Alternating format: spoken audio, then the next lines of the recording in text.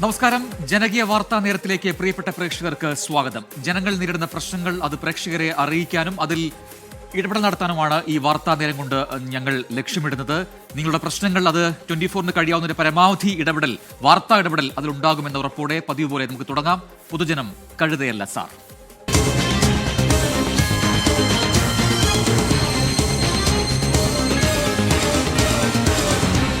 പൊതുജനം കഴുതയല്ല സാർ.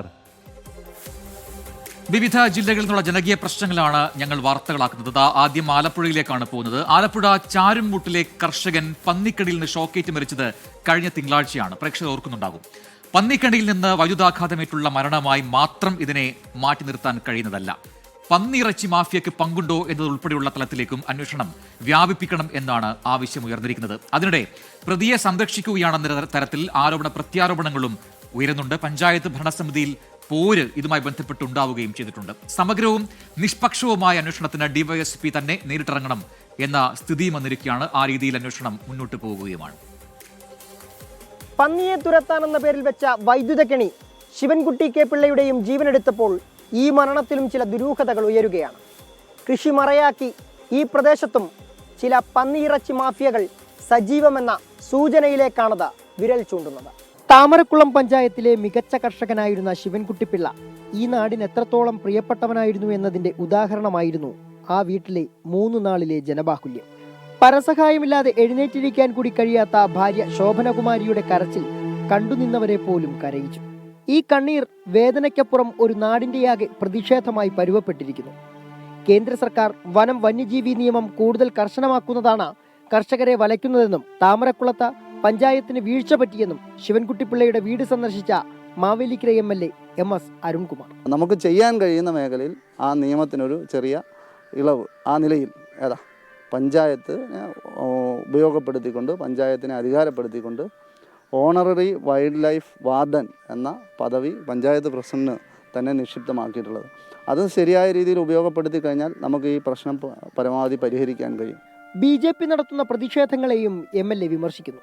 അത് കേന്ദ്രത്തിനെതിരായി സംസാരിക്കാനുള്ള ആർജവം കൂടി ഇത്തരം ഹർത്താലുകൾ ചെയ്യുന്നവർ രാഷ്ട്രീയപ്രേരിതമായി ചില ആളുകളുടെ കണ്ണിൽ പൊണിയിടുന്നതിനായി ഇരയ്ക്കൊപ്പവും വേട്ടക്കാരനൊപ്പവും നിൽക്കുന്ന പ്രവർത്തനം ശരിയല്ല എന്നുള്ളത് പ്രത്യേകമായി കാണണം. വേട്ടക്കാരന്റെ തോളിൽ കൈയിടുന്നത് കോൺഗ്രസ് എന്നും കൃഷി മറയാക്കുന്ന പന്നിയിറച്ചി മാഫിയയുടെ ഇരയാണ് ശിവൻകുട്ടിപ്പിള്ളയെന്നും BJP. കോൺഗ്രസിൻ്റെ ഒരു പ്രാദേശിക നേതാവ് സ്ഥിരമായി ഇത്തരത്തിൽ കെണി വെച്ച് പന്നിയെ പിടിക്കാറുണ്ട്. ആ ഇറച്ചി മാഫിയയുടെ പങ്ക് പറ്റുന്ന ആൾക്കാരാണ് ഇവിടുത്തെ പഞ്ചായത്ത് ഭരണകൂടം. അതുകൊണ്ടാണ് അവർ മൗനാനുവാദം കൊടുത്തിരിക്കുന്നത്. കൃഷിമന്ത്രിയുടെ സ്വന്തം മണ്ഡലത്തിലെ ഈ കർഷക മരണങ്ങൾ സർക്കാരിന്റെ വീഴ്ചയെന്നും BJP നേതാക്കൾ. കേരളം ഒട്ടക്കം നടന്ന് പ്രസംഗിച്ചുകൊണ്ടിരിക്കുന്ന മന്ത്രിയുടെ വാർഡിൽ ഒരു മൂട് ചീനി പോലും നടാൻ കഴിയാത്ത രീതിയിൽ കർഷകർ ദുരിതം അനുഭവിക്കുകയാണ്. ആ കർഷകരുടെ ദുരിതത്തിൻ്റെ മറ്റൊരു തലമാണ് 2 ജീവനുകൾ ഈ നാട്ടിൽ നഷ്ടപ്പെടുന്ന സാഹചര്യം ഉണ്ടായിട്ടുള്ളത്. പന്നിശല്യത്തിനെതിരെ പഞ്ചായത്ത് ചെയ്യാൻ കഴിയുന്നതെല്ലാം ചെയ്യുന്നുണ്ടെങ്കിലും വേണ്ട സൗകര്യങ്ങൾ ഒരുക്കി നൽകുന്നതിൽ സർക്കാരുകൾ വീഴ്ച വരുത്തുകയാണെന്ന് താമരക്കുളം ഗ്രാമപഞ്ചായത്ത് പ്രസിഡന്റ് G. വേണു. അതിനാൽ കേന്ദ്ര സംസ്ഥാന സർക്കാരുകളെയാണ് കേസിൽ പ്രതി ചേർക്കേണ്ടതെന്നും പ്രസിഡന്റ്. സംസ്ഥാന ഗവൺമെൻറ് കേന്ദ്രത്തെ സമീപിച്ചപ്പോൾ കേന്ദ്രത്തിൽ നിന്ന് ആവശ്യമായ നീതി കിട്ടിയില്ല. പ്രതിയായ ജോൺസൺ വൈദ്യുതി വേലി സ്ഥാപിച്ചത് പഞ്ചായത്ത് മെമ്പറുടെ ഒത്താശയോടെയെന്നും പ്രസിഡന്റ് കുറ്റപ്പെടുത്തുന്നു. ആ 2-3 വാർഡിൽ, പ്രത്യേകിച്ച് 9-10 വാർഡുകളിൽ ധാരാളം പേര് ഇത്തരത്തിൽ ഇലക്ട്രിക് കെണികൾ വെച്ചിട്ടുണ്ടെന്ന് മനസ്സിലാക്കാൻ കഴിയുന്നുണ്ട്. ഇത് പലരുടെയും ഉത്തരവാദിത്തപ്പെട്ട പഞ്ചായത്ത് മെമ്പർമാർ ഉൾപ്പെടെയുള്ള നേതൃത്വ നിരയുടെ അറിവും സമ്മതത്തോടും കൂടിയാണ് ഇത് ചെയ്തിട്ടുള്ളതെന്ന് എനിക്കിപ്പോൾ ബോധ്യമായി. എന്നാൽ പ്രസിഡന്റിന് വാർഡ് മെമ്പർ ബിന്ദു നൽകുന്ന മറുപടി ഇങ്ങനെ. പ്രസിഡന്റിന്റെ ഉറ്റ സുഹൃത്താണ്, കോൺഗ്രസ് പ്രവർത്തകനുമാണ് അദ്ദേഹം. അപ്പം താമരക്കുളം പഞ്ചായത്ത് പ്രസിഡന്റിന്റെ അറിവോടുകൂടി തന്നെയാണ് ഈ കെണി ഒരുക്കിയിരിക്കുന്നതാണ് ഞാൻ ബലമായി തന്നെ സംശയിക്കുന്നു. ശിവൻകുട്ടിപ്പിള്ളയുടെ മരണത്തിൽ ആരോപണ പ്രത്യാരോപണങ്ങളും രാഷ്ട്രീയ മുതലെടുപ്പും വശം ചേർന്നങ്ങനെ പോകുമ്പോൾ കുടുംബത്തിന് നീതി ലഭിക്കാൻ സമഗ്ര അന്വേഷണത്തിലാണ് പോലീസ്. നിയമപരമായിട്ട് അദ്ദേഹം മനഃപൂർവ്വം ചെയ്തല്ലെങ്കിൽ ഒരു മരണത്തിന് ഉത്തരവാദിയായിട്ടുള്ള പ്രതിയായ ഈ ജോൺസനെ നമ്മൾ കസ്റ്റഡിയിലെടുത്തിട്ടുണ്ട്. അത് നരകത്തിക്ക് തന്നെ കേസ് രജിസ്റ്റർ ചെയ്ത് സെക്ഷൻ ആൾട്ടർ ചെയ്ത് അയാളെ റിമാൻഡ് ചെയ്തിട്ടുണ്ട്. പിന്നെ ഇലക്ട്രിസിറ്റിക്കാർ വന്ന് സ്ഥലം പരിശോധന നടത്തിയിട്ടുണ്ട്. അതിൻ്റെ അടിസ്ഥാനത്തിൽ അവരുടെ സർട്ടിഫിക്കറ്റ് കൂടെ വാങ്ങി ഇലക്ട്രിസിറ്റി ആക്റ്റും കൂടെ ആഡ് ചെയ്യുന്നുണ്ട്. 8 മാസങ്ങൾക്ക് മുമ്പ് സമീപ പഞ്ചായത്തിൽ രാഹുൽ എന്ന 32-കാരനും സമാന രീതിയിൽ മരണപ്പെട്ടിരുന്നു. ഈ മരണത്തിലും പന്നിയിറച്ചി മാഫിയയ്ക്ക് പങ്കുള്ളതായി രാഹുലിന്റെ രക്ഷിതാക്കൾ പറയുന്നു. രാവിയാള് സ്വയമായിട്ട് വെച്ച കാര്യമായത്. ഗോവൻ എന്ന് പറഞ്ഞാൽ അയാൾ കൃഷിക്ക് വേണ്ടി വെച്ചാന്ന് അയാൾ പറയുന്നത്. പന്നിക്കെണിയിൽ ഇനിയൊരു മനുഷ്യജീവനും പൊലിഞ്ഞു തീരാതിരിക്കണം. പിന്നിൽ പന്നിയിറച്ചി മാഫിയെങ്കിൽ കണ്ടെത്തണം, മാതൃകാപരമായി ശിക്ഷിക്കണം. സുജിത് സുരേന്ദ്രൻ, 24 കൊട്ടാരക്കര. പൊതുജനം കഴുതയല്ല സാർ. അപ്പോൾ ഈ പന്നിക്കണിയിൽ നിന്നുള്ള ഷോക്കേറ്റുള്ള മരണം അത് ഇങ്ങനെ ആവർത്തിച്ച് വരുന്നുണ്ട്. നമ്മൾ മലപ്പുറത്ത് നിലമ്പൂരിൽ കണ്ടതാണ്, ആലപ്പുഴയിൽ ഇത് പിന്നാലെ കണ്ടു. അങ്ങനെ അതിനൊരു ശാശ്വതമായ പരിഹാരം എന്താണ്, അതിന് പിന്നിലുള്ള ഇത്തരം മാഫിയകളുടെയൊക്കെ പങ്കാളിത്തം അതുണ്ടോ, അതൊക്കെ പുറത്തു വരേണ്ടതാണ്. കൃത്യമായ അന്വേഷണം ആ വിഷയത്തിൽ അതുകൊണ്ട് തന്നെ വളരെ സീരിയസ് ആയി തന്നെ ഉണ്ടാകേണ്ടതുണ്ട് എന്ന ആ വിഷയത്തിൽ കഴമ്പുണ്ട്. ഇനി നമ്മൾ പോകുന്നത് കോഴിക്കോടേക്കാണ്. സംസ്ഥാനത്തെ പ്രധാന ഡ്രൈവ് ഇൻ ബീച്ചുകളിൽ ഒന്നാണ് കോഴിക്കോട്ടെ തിക്കോടി ബീച്ച്. പ്രതിദിനം 100 കണക്കിന് ആളുകൾ എത്തുന്ന സ്ഥലമാണിത്, നമുക്കറിയാം. പക്ഷേ ഈ ബീച്ചിന്റെ ഇപ്പോഴത്തെ അവസ്ഥ അതീവ ദയനീയമാണ് എന്ന് അവിടുത്തെ കാഴ്ചകൾ തന്നെ വ്യക്തമാക്കുന്നു. മനോഹരമായൊരു തീരം ഇപ്പോൾ മാലിന്യ കൂമ്പാരമാണ്. ശക്തമായ തിരയിൽ വൻതോതിലാണ് മാലിന്യം കരക്കടിഞ്ഞുകൊണ്ടിരിക്കുന്നത്. തീരത്തുള്ള മാലിന്യം ഉടൻ നീക്കം ചെയ്യണമെന്ന ആവശ്യം ശക്തമാവുന്നുണ്ട്. ടൂറിസം വകുപ്പിന്റെയും തദ്ദേശ സ്ഥാപനങ്ങളുടെയും ശ്രദ്ധയിലേക്ക് ഞങ്ങൾ ഈ വിഷയം മുന്നോട്ട് വെക്കുകയാണ്. ഇതൊന്ന് കാണണം. പ്രതിദിനം 100 കണക്കിന് സഞ്ചാരികളെത്തുന്ന തിക്കോടി ബീച്ചിലെ ഇപ്പോഴത്തെ കാഴ്ച ഏറെ വേദനിപ്പിക്കുന്നതാണ്. കടലിലേക്ക് എറിഞ്ഞ മാലിന്യങ്ങളെല്ലാം കടൽ തന്നെ തിരികെ നിക്ഷേപിച്ചിരിക്കുന്നു.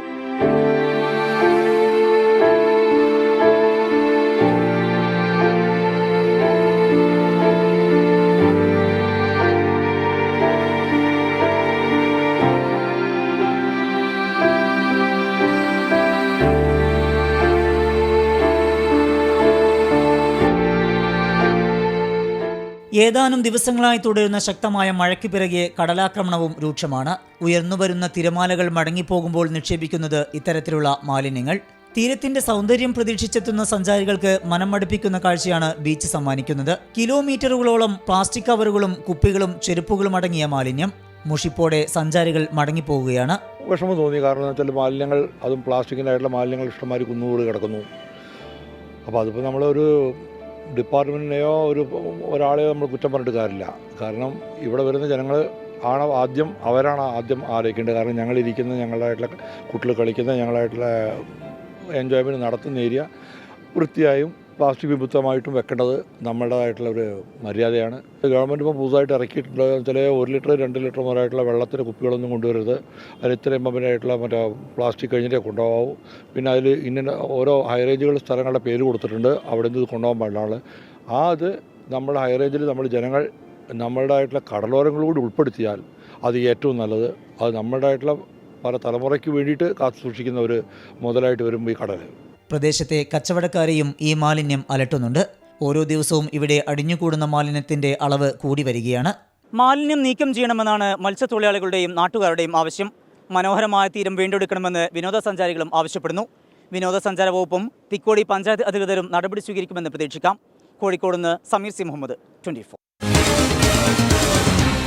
പൊതുജനം കഴുതയല്ല സാർ.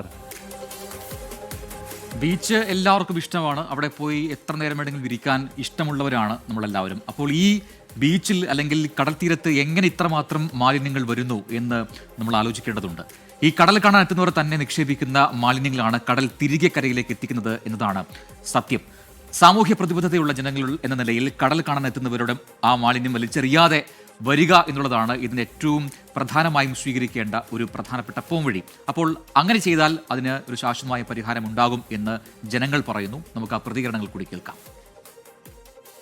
മരക്കഷ്ണങ്ങൾ, അതുപോലെ തന്നെ പ്ലാസ്റ്റിക് മാലിന്യങ്ങൾ, മറ്റു പല മാലിന്യങ്ങളും അതടിഞ്ഞുകൂടിയിട്ട് ആ ബീച്ച് തന്നെ ഒരു സഞ്ചാര യോഗ്യമല്ലാതെ ആയിരിക്കുകയാണ്. അപ്പോൾ ഇത് അധികാരികളുടെ മുന്നിലും ഒരുപാട് എത്തിയിട്ടുണ്ടെങ്കിലും ആരും അത് എന്ത് ചെയ്യണം എന്നുള്ളൊരു ഉത്തരം ഇതുവരെ നമുക്ക് കിട്ടിയിട്ടില്ല. ഇതിപ്പം ബീച്ച് എന്ന് പറയാൻ പറ്റും, നിറയെ പ്ലാസ്റ്റിക്കുകൾ കൂടി കിടക്കുന്ന ഒരു സ്ഥലമായിട്ട് നമുക്ക് കാണുന്നത്. ഫാമിലികളൊക്കെ വന്ന് നല്ല രീതിയിൽ ആസ്വദിക്കാൻ പറ്റിയ ഒരു ബീച്ചായിരുന്നു. കാരണം ഒരുപാട് സ്ഥലമുണ്ട് നമുക്ക് ഈ ബീച്ചിന്, ഡ്രൈവിംഗ് ബീച്ചുമാണ്. അപ്പോൾ പക്ഷേങ്കിൽ ഇപ്പോൾ നിറയെ പ്ലാസ്റ്റിക് കൂടി കിടക്കുന്ന ഒരു സ്ഥലമായിട്ട് മാത്രമേ ഇതുള്ളൂ. ശരിക്കും പറഞ്ഞാൽ ടൂറിസ്റ്റ് മേഖലയിൽ വളരെയധികം നമുക്ക് വരുമാനം ഉണ്ടാക്കാൻ പറ്റിയ ഒരു നല്ലൊരു ബീച്ചായ തിക്കോടി ബീച്ച്. പക്ഷേ നമ്മളിങ്ങനെ വൃത്തിഹീനമായി കൊണ്ടു നടന്നാൽ അതൊന്നും നമുക്ക് നടപ്പിലാക്കാൻ പറ്റുമെന്ന് തോന്നുന്നില്ല. കടലിലേക്ക് വലിച്ചെറിയുന്ന മാലിന്യങ്ങളാണ് നമുക്ക് തിരിച്ച് കരക്ക് തന്നെ എത്തിയിട്ട് നമുക്ക് ശല്യമായി മാറുന്നത്. അത് നമ്മൾ ഒരു വലിച്ചെറിയാതെ തന്നെ നമുക്ക് അതിനുള്ള വഴികൾ കണ്ടെത്തുക, അത് തന്നെ നമ്മൾ ശ്രദ്ധിക്കുക. ബീച്ചിൽ എല്ലാ വിനോദസഞ്ചാരികളും വരുന്നുണ്ട്, അപ്പോൾ നമുക്ക് അവർക്കൊരു ശല്യമാവാതെ മാലിന്യങ്ങൾ നമ്മൾ കടലിൽ വലിച്ചെറിയാതെ തന്നെ സൂക്ഷിക്കുക. ഒരുപാട് പ്രേക്ഷകർ ഇതുമായി ബന്ധപ്പെട്ട പ്രതികരണങ്ങളൊക്കെ നമ്മുടെ കമന്റ് ബോക്സിൽ രേഖപ്പെടുത്തുന്നു. ഞാൻ അതിലേക്ക് വരാം. അതിനു മുമ്പ് മറ്റൊരു വിഷയത്തിലേക്ക് നമ്മൾ കടക്കുകയാണ്. അങ്ങനെ വിവിധ വിഷയങ്ങൾ നമ്മൾ ഇന്ന് പ്രേക്ഷകരുടെ മുന്നിലേക്ക് എത്തുകയാണ്. ഇത് പ്രേക്ഷകർ അറിഞ്ഞ ഒരു വാർത്ത തന്നെയാണ്. ഫെബ്രുവരി 22-ന് അടിവയറ്റിലെ കൊഴുപ്പ് നീക്കാൻ നീതു കഴക്കൂട്ടത്തെ കോസ്മെറ്റിക് ആശുപത്രിയിൽ എത്തിയ സംഭവമാണ്. പക്ഷേ ശസ്ത്രക്രിയയ്ക്ക് ശേഷം നീതുവിന്റെ വിരലുകൾ മുറിച്ചു മാറ്റേണ്ടി വന്നു. അതാണ് പിന്നീട് വലിയ വാർത്തയായി മാറിയത്. കോസ്മെറ്റിക് ആശുപത്രിക്കെതിരെ ഗുരുതരമായ ആരോപണവുമായി MS നീതു വീണ്ടും രംഗത്തെത്തിയിട്ടുണ്ട്. ശസ്ത്രക്രിയയ്ക്ക് ശേഷം ആരോഗ്യ പ്രശ്നങ്ങൾ ഉണ്ട് എന്ന് അറിയിച്ചിട്ടും വിദഗ്ധമായ ചികിത്സ നൽകിയില്ല എന്നാണ് ഇപ്പോഴത്തെ ആരോപണം. ആശുപത്രിയുടെ ഭാഗത്തു നിന്നുണ്ടായത് നിരുത്തരവാദിത്തപരമായ പെരുമാറ്റമാണെന്നും നീതു വെളിപ്പെടുത്തി. ഫെബ്രുവരി 22-നാണ് കോസ്മെറ്റിക് ആശുപത്രിയിൽ ശസ്ത്രക്രിയ നടക്കുന്നത്. ശേഷം സോഫ്റ്റ്വെയർ എഞ്ചിനീയറായ യുവതിയുടെ കൈകാലുകളിലെ 9 വിരലുകൾ മുറിച്ചു മാറ്റുന്നു. ദുരനുഭവങ്ങളുടെ 4 മാസങ്ങൾക്ക് ശേഷമാണ് ആശുപത്രിക്കെതിരെ ഗുരുതരാരോപണവുമായി MS നീതു രംഗത്തെത്തുന്നത്. കോസ്മെറ്റിക് ആശുപത്രിയുടെ ഗുരുതര ശസ്ത്രക്രിയാ പിഴവ് കണ്ടെത്തിയതിന് പിന്നാലെ ആദ്യമായാണ് നീതുവിന്റെ വെളിപ്പെടുത്തൽ. വിദഗ്ധ ചികിത്സ നൽകിയിരുന്നുവെങ്കിൽ വിരലുകൾ മുറിച്ചു മാറ്റേണ്ടി വരില്ലായിരുന്നു എന്നാണ് പ്രതികരണം. ശസ്ത്രക്രിയയ്ക്ക് ശേഷം ലഭിക്കേണ്ട ഒരു പരിചരണവും ആശുപത്രിയിൽ നിന്ന് ലഭിച്ചില്ല. ആശുപത്രിയിൽ ആധുനിക ചികിത്സാ സംവിധാനങ്ങളും ആംബുലൻസും ഇല്ല. ശനിയാഴ്ച സർജറി കഴിഞ്ഞ് ഞായറാഴ്ച രാവിലെ അവരെന്നെ ഡിസ്ചാർജ് ചെയ്യണം. അപ്പോൾ ഇതൊരു ജനറൽ അനസ്തേഷ്യ തന്നൊരു സർജറിയാണ്. അപ്പോൾ ഒരു 24 മണിക്കൂർ എന്നെ ഒബ്സർവേഷൻ ഇടാതെയാണ് അവരെന്നെ വിട്ടത്. നമ്മൾ അപ്പോൾ തന്നെ അവരെ ഇൻഫോം ചെയ്തായിരുന്നു എനിക്കിങ്ങനെ ഒരു ക്ഷീണമാണ്. അപ്പോൾ അവർ പറഞ്ഞ് അതിപ്പോൾ സർജറി കഴിഞ്ഞതല്ലേ ഉള്ളൂ, അതിൻ്റെ ഒരു ക്ഷീണമാണ്, പേടിക്കേണ്ട കാര്യമൊന്നുമില്ല എന്ന് പറഞ്ഞു. അപ്പോൾ നമ്മൾ ചോദിക്കുന്നുണ്ട് ഇന്ന് അവിടെ ഹോസ്പിറ്റലിൽ ഇല്ലെങ്കിൽ അടുത്തൊരു ഹോസ്പിറ്റലിൽ പോട്ടെ എന്നൊക്കെ ചോദിക്കുന്നു. അപ്പോൾ അവർ പറഞ്ഞു വേണ്ട, അതിൻ്റെ ആവശ്യമൊന്നുമില്ല, നാളെ ഇങ്ങോട്ട് വന്നാൽ മതി, നാളെ രാവിലെ വന്നാൽ മതി, വേറെ പ്രശ്നമൊന്നുമില്ലാന്ന്. സമൂഹ മാധ്യമങ്ങളിലെ പരസ്യം കണ്ടാണ് ആദ്യം കോസ്മെറ്റിക് ആശുപത്രിയുമായി ബന്ധപ്പെട്ടത്. അതിസങ്കീർണമായ ശസ്ത്രക്രിയ എന്ന ആശുപത്രി അധികൃതർ വെളിപ്പെടുത്തിയില്ല. തനിക്കുണ്ടായ ആരോഗ്യ പ്രശ്നങ്ങളെല്ലാം ഡോക്ടർ ഉൾപ്പെടെ നിസ്സാരമായി കണ്ടെന്നും നീതു പറയുന്നു. കാലം അടുപ്പിച്ചാണ് എന്നെ അനന്തപുരിയിൽ എത്തിക്കുന്നത്. അപ്പോൾ ആ ഒരു ടൈം നോക്കണം. ഞാൻ അനന്തപുരിയിൽ എത്തുന്നതും എനിക്ക് കാർഡിയാക് അറസ്റ്റാണ്. എന്നെ ഇന്നോവ കാറിലാണ് കൊണ്ടുപോയത്. അപ്പോൾ എന്തെങ്കിലും ഒരു 5 മിനിറ്റ് മുന്നേ ആണ് എനിക്ക് ഈ കാർഡിയാക് അറസ്റ്റ് വന്നിരുന്നെങ്കിൽ ഞാൻ ആ കാറിലിരുന്ന് മരിച്ചു പോകത്തേ ഉണ്ടായിരുന്നുള്ളൂ. എനിക്കെന്ന് പറഞ്ഞൊരു സർജറി കഴിഞ്ഞിട്ടൊരു പോസ്റ്റ് കെയർ ട്രീറ്റ്മെൻറ്റും കിട്ടിയില്ല. ഫെബ്രുവരി 22-നാണ് അടിവയറിലെ കൊഴുപ്പ് നീക്കാനുള്ള ശസ്ത്രക്രിയയ്ക്കായി നീതു കഴക്കൂട്ടത്തെ കോസ്മെറ്റിക് ആശുപത്രിയിൽ എത്തിയത്. ശസ്ത്രക്രിയയ്ക്ക് ശേഷമുണ്ടായ അണുബാധയെ തുടർന്നാണ് 9 വിരലുകൾ മുറിച്ചു മാറ്റേണ്ടി വന്നത്. അണുബാധയെ തുടർന്നുണ്ടായ ആരോഗ്യ പ്രശ്നങ്ങളാൽ ഇപ്പോഴും നീതു വിദഗ്ധ ചികിത്സ തുടരുകയാണ്. ആശുപത്രിയുടെ ഭാഗത്തുനിന്നുണ്ടായ ഗുരുതരമായ പിഴവുകളെല്ലാം നീതു തന്നെ നേരിൽ വന്ന് പറഞ്ഞു കഴിഞ്ഞു. ഭർത്താവിന്റെ പരാതിയിൽ കോസ്മെറ്റിക് ആശുപത്രിക്കെതിരെ കേസെടുക്കുകയും ക്ലിനിക്കൽ ലൈസൻസ് റദ്ദു ചെയ്യുകയും ചെയ്തിട്ടുണ്ട്. നിയമപോരാട്ടം തുടരുമെന്നാണ് കുടുംബത്തിന്റെ പ്രതികരണം. മേഘ്ന മുരളി, 24, തിരുവനന്തപുരം. പൊതുജനം കഴുതയല്ല സാർ. യെസ്, അപ്പോൾ അതൊരു പ്രധാനപ്പെട്ട വിഷയമാണ്. നേരത്തെ ഈ തിക്കോടി ബീച്ചിന്റെ കാര്യം പറഞ്ഞപ്പോൾ ഒരുപാട് പ്രേക്ഷകർ അതുമായി ബന്ധപ്പെട്ട ചില അഭിപ്രായങ്ങൾ രേഖപ്പെടുത്തിയിരുന്നു. നമ്മുടെ സ്ഥിരം പ്രേക്ഷകൻ അബ്രഹാം തോമസ് പറയുന്നു, നമ്മുടെ നാടിന്റെ പല ഭാഗങ്ങളിലും ഉള്ള ആൾക്കാർ അവരവരുടെ തോടുകളിലും നദികളിലുമൊക്കെ നിക്ഷേപിക്കുന്ന മാലിന്യങ്ങളാണ് കടൽ ഇപ്പോൾ കരക്കെത്തിക്കുന്നത്. അതിൽ എല്ലാവരും ഉത്തരവാദികളാണ് എന്നൊരു അഭിപ്രായം പറയുന്നു. ഒപ്പം തന്നെ ആശ എന്ന് പറയുന്ന സിംഗപ്പൂരിലുള്ള നമ്മുടെ പ്രേക്ഷകർ, നമ്മുടെ നാട്ടിലെ ഈ വേസ്റ്റ് നിക്ഷേപത്തിന് ഒരു അറുതിയുമില്ല, കഷ്ടം തന്നെ തോന്നുന്നു. ഇപ്പോൾ ഇങ്ങനെയൊക്കെ ആകുമ്പോൾ എങ്ങനെയാണ് ടൂറിസം അല്ലെങ്കിൽ ടൂറിസ്റ്റുകൾ ഇങ്ങോട്ടേക്ക് വരിക, കഷ്ടം തന്നെ എന്നാണ് അവർ സൂചിപ്പിക്കുന്നത്. അപ്പോൾ നമ്മൾ തന്നെയാണ് ഉത്തരവാദികൾ എന്ന് മനസ്സിലാക്കുക. അവിടേക്ക് പോകുന്ന നമ്മളെല്ലാവരും തന്നെ കൃത്യമായ ശുചിത്വബോധം ഉള്ളവരായി മാറണം. അവിടെ മാലിന്യങ്ങൾ വലിച്ചെറിയാതിരിക്കുക. നമുക്കിനി കൂരാണ് കാണാം.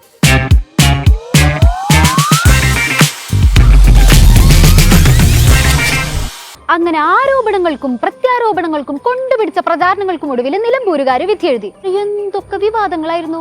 വോട്ടെടുപ്പിന്റെ തലേ ദിവസം വിവാദത്തിന്റെ കാര്യത്തിൽ LDF ആണ് സ്കോർ ചെയ്തെന്നുണ്ടെങ്കിൽ വോട്ടെടുപ്പിന്റെ അന്ന് സ്കോർ ചെയ്തത് UDF ആണ്. വോട്ട് പരമാവധി നേടാനുള്ള നെട്ടോട്ടത്തിലെ M സ്വരാജ് ഇങ്ങനെ തകർത്ത് പ്രചാരണം നടത്തുമ്പോഴാണ് ഗോവിന്ദമാഷ് ബോംബിട്ടത്. ഏതെങ്കിലും ഒരു വർഗീയവാദിയെ, അതിൽ നിറവൊന്നും പ്രശ്നമില്ല, ആ വർഗീയവാദിയുടെ വോട്ടിനു വേണ്ടി അഴകുഴമ്പൻ നിലപാട് സ്വീകരിക്കുന്നവരല്ല ഞങ്ങൾ.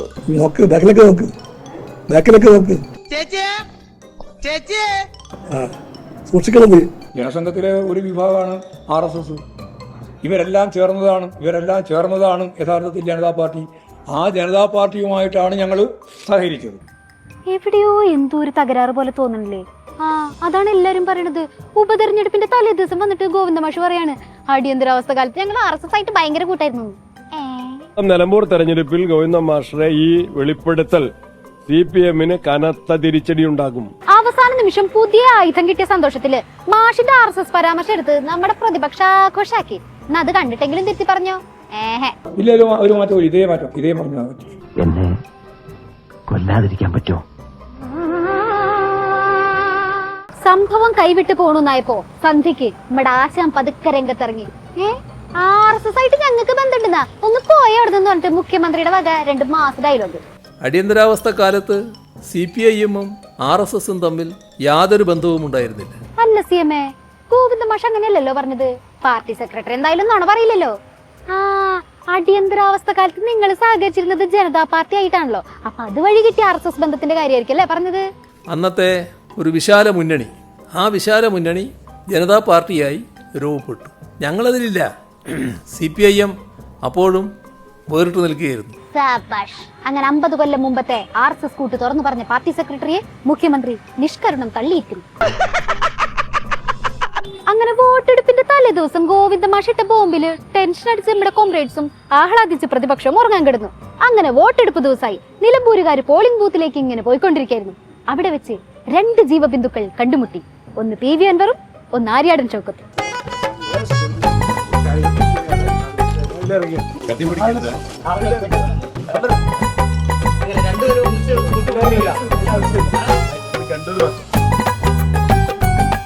ഷെയ്ക്കിന്റെ പക്ഷെ കെട്ടിപ്പിടിക്കാനൊന്നും പറ്റില്ല എന്ന് PV അൻവർ.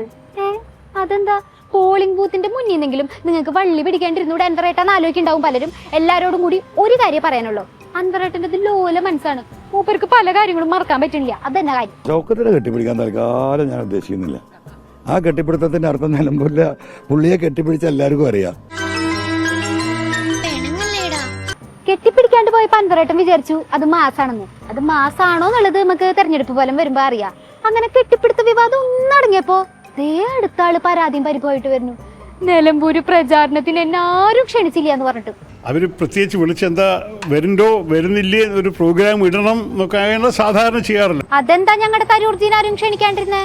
അതിലിപ്പോ എന്താന്ന് വെച്ചാൽ ഒരു യാഥാർത്ഥ്യം, സത്യത്തിൽ ഈ ഇലക്ഷനിൽ ഒരു നേതാവിനെയും ക്ഷണിക്കാറില്ല സാധാരണ, ഈ ബൈ ഇലക്ഷനിൽ പ്രത്യേകിച്ച്. അതൊന്നും പറഞ്ഞാൽ പറ്റില്ല. ക്ഷണവും താലവും താലപ്പൊലിയും ഒക്കെ വേണം, എന്നാലേ വരൂ. ഓരോരോ സ്ഥലത്ത് ഓരോരോ മണ്ഡലത്തിൽ എവിടെ പ്രസംഗിക്കേണ്ടത്, ഒരു സ്ഥലത്ത് ഒരു ഉദ്ഘാടനം, മറ്റെവിടെ ഒരു പ്രഭാഷണം, മൂന്നാമത്തത് സ്ഥാനാർത്ഥിയോടൊപ്പം വേദിയിൽ കയറൽ, അങ്ങനെയുള്ള ചില പരിപാടികളൊക്കെ പാർട്ടി അവിടെ ലോക്കലി ഓർഗനൈസ് ചെയ്തിട്ട് പറയാറുണ്ട്. അതാണ് സാധാരണ എൻ്റെ അനുഭവം. നിലമ്പൂരിലേക്ക് ക്ഷണിച്ചൊരു മിസ് കോൾ പോലും ഉണ്ടായിരുന്നില്ല എന്നാണ് തരൂർജി പറഞ്ഞത്. So sad. എന്നെ അഥവാ ആവശ്യപ്പെട്ടിട്ടുണ്ടെങ്കിൽ ഞാൻ ഉറപ്പായിട്ട് പോയിട്ടുണ്ടാവും. ഞാൻ മനസ്സിലാക്കി എൻ്റെ വലിയ ആവശ്യമില്ല അവിടെ. തെരഞ്ഞെടുപ്പ് കമ്മീഷൻ നൽകിയ താരപ്രചാരകരുടെ പട്ടികയിൽ ഡോക്ടർ ശശി തരൂർ MP-യുടെ പേരും. താരപ്രചാരകരുടെ ലിസ്റ്റിൽ അപ്പൊ ശശി തരൂരിന്റെ പേരുണ്ടായിരുന്ന? What coconut is this? നിങ്ങൾ നമുക്ക് മനസ്സിലാവില്ല. ഒരു സൈഡില് തെരഞ്ഞെടുപ്പിന്റെ തലേ ദിവസം വന്നിട്ട് RSS കൂട്ടിന്റെ കാര്യം ഭയങ്കര ഹാപ്പി ആയിട്ട് പറയണ കോംറേഡ്സ്, മറ്റേ സൈഡില് ഒരു സൈഡില് തെരഞ്ഞെടുപ്പ് നടക്കുമ്പോ മറു സൈഡിൽ നിന്ന് തമ്മി തല്ലുന്നു. എന്താണിത്? നമുക്ക് മനസ്സിലാവില്ല കേട്ടാ. ഒരു കാര്യമുണ്ട്, തെരഞ്ഞെടുപ്പ് ഫലം വരുമ്പോ എല്ലാവർക്കും എല്ലാം നല്ലോണം മനസ്സിലായിക്കോളും.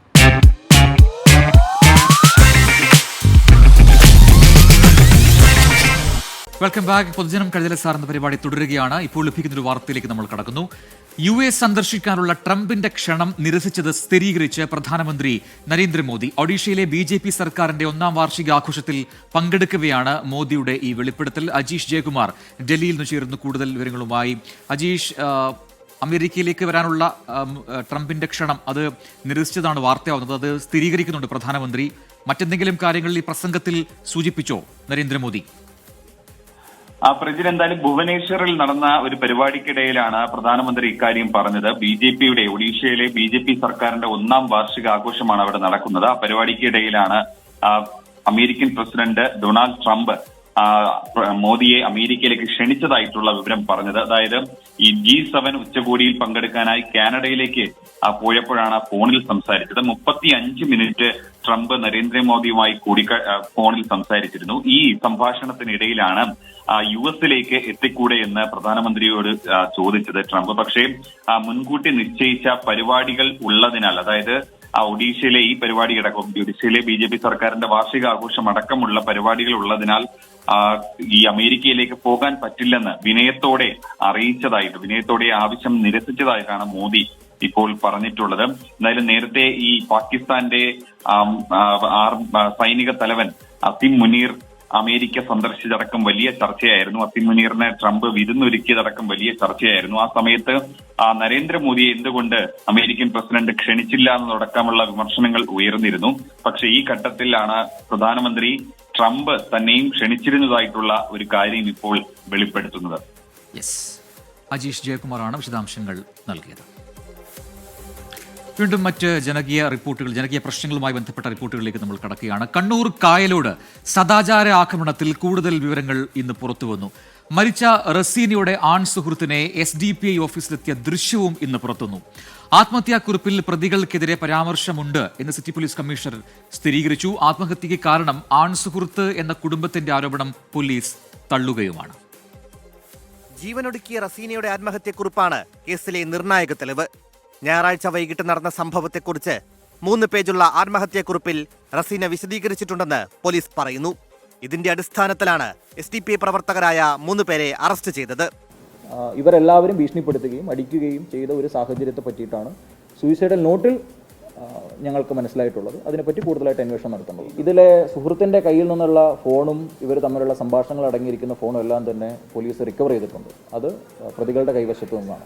യുവതിയുടെ സുഹൃത്തായ റഹീസിനെ പ്രതികൾ മർദ്ദിച്ചെന്നും പോലീസ് പറഞ്ഞു. അതിനിടെ യുവാവിനെ SDPI ഓഫീസിലെത്തിച്ച ദൃശ്യങ്ങൾ പുറത്തു വന്നു. SDPI ഓഫീസിൽ വെച്ച് യുവാവിനെ വിചാരണ ചെയ്തെന്നായിരുന്നു ഉയർന്ന ആരോപണം. എന്നാൽ മധ്യസ്ഥ ചർച്ച മാത്രമാണ് ഉണ്ടായതെന്നാണ് SDPI നേതൃത്വത്തിന്റെ വിശദീകരണം. നേരെ തിരിച്ചിട്ട് നമുക്ക് പറയാൻ അറിയില്ല. ഒരു പാവം പെട്ടാണ് നിരപരാധി. നേരെ ഭാര്യവിട്ടേക്ക് വിഷയമൊന്നുമില്ല. യുവതിയുടെ സുഹൃത്തിനെതിരെയാണ് കുടുംബത്തിന്റെ ആരോപണം. റസീനയെ സാമ്പത്തികമായും ശാരീരികമായും യുവാവ് ചൂഷണം ചെയ്തെന്ന് കുടുംബം ആരോപിക്കുന്നു. ഇപ്പം അറസ്റ്റിരിക്കുന്ന മക്കളുണ്ടല്ലോ, ഒന്നിനും പോകാത്ത പിള്ളേരാ. മോളെ ഒരു വിഷമം നമ്മളെ അടുത്ത് അങ്ങനെ കാണിക്കാറില്ല. തുറന്നൊന്നും സംസാരിക്കില്ല. ഈയിടെയായിട്ട് ചെക്കനുമായിട്ട് കൂട്ടിയിട്ട് എൻ്റെ തിരികെ നമ്മളൊന്നും കണ്ടുകൂടാ. കുറച്ച് നാളായി. ഇപ്പോൾ ഒക്കെ നമ്മളെ മോക്ക് നീതി കിട്ടണം. കുടുംബത്തിന്റെ പരാതിയും പോലീസിന്റെ അന്വേഷണ പരിധിയിലുണ്ട്. അന്വേഷണത്തിനായി തലശ്ശേരി ACPയുടെ നേതൃത്വത്തിൽ പ്രത്യേക സംഘത്തെ നിയോഗിച്ചു. കേസിൽ ഒട്ടനവധി കാര്യങ്ങളിൽ ഇനിയും വ്യക്തത വരേണ്ടതുണ്ട്. യുവതിയുടെ കുടുംബം ഉന്നയിച്ച പരാതിയിലും അന്വേഷണം നടത്തുമെന്ന് സിറ്റി പോലീസ് കമ്മീഷണർ വ്യക്തമാക്കിയിട്ടുണ്ട്. ഇതിനായി തലശ്ശേരി ACPയുടെ നേതൃത്വത്തിൽ പ്രത്യേക സംഘത്തിനെ അന്വേഷണത്തിനായി നിയോഗിച്ചു. കണ്ണൂരിൽ നിന്നും മിഥുൻ ചാത്തോത്തിനൊപ്പം അരുൺ പൂപ്പറമ്പ, 24. നമുക്കിനി അടുത്ത വിഷയത്തിലേക്ക് വരാം. എറണാകുളം ജില്ലയുടെ തീരപ്രദേശങ്ങളിൽ കടലാക്രമണം രൂക്ഷമാണ്. പലപ്പോഴും ജനങ്ങൾ ഇതിനെതിരെ പ്രതിഷേധിച്ച് രംഗത്തെത്തിയതുമാണ്. തുടർച്ചയായി ഉണ്ടാകുന്ന ഇത്തരം കടൽക്ഷോഭത്തിൽ പ്രതിഷേധിച്ച് വൈദികരുടെ നേതൃത്വത്തിൽ ഇന്ന് ഉപവാസ സമരം സംഘടിപ്പിച്ചു. 100 കണക്കിന് വൈദികരാണ് ഈ സമരത്തിൽ പങ്കെടുത്തത്. സർക്കാർ അവഗണനയെ തുടർന്നാണ് തെരുവിലിറങ്ങേണ്ടി വരുന്നതെന്നാണ് പ്രതിഷേധക്കാരുടെ പ്രതികരണം. പ്രശ്നത്തിന് പരിഹാരമായില്ലെങ്കിൽ വീണ്ടും തെരുവിലിറങ്ങുമെന്ന മുന്നറിയിപ്പുമുണ്ട് ഇവർക്ക്. തോപ്പുംപടി BOT പാലത്തിന് സമീപം നടന്ന ഏകദിന ഉപവാസത്തിൽ 100 കണക്കിന് വൈദികരാണ് പങ്കെടുത്തത്. കേവലം 4-5 വർഷത്തിന് മുമ്പ് കടലിൽ കായം കലക്കിയതുപോലെ വെള്ളത്തിൽ മുങ്ങിത്താഴും. ഇത് കെട്ടിയതുകൊണ്ട് മാത്രമായില്ല. വൈദികർക്ക് പിന്തുണയുമായി വിവിധ പ്രദേശങ്ങളിൽ നിന്ന് തീരദേശവാസികളും തോപ്പുംപടിയിലേക്ക് ഒഴുകിയെത്തി.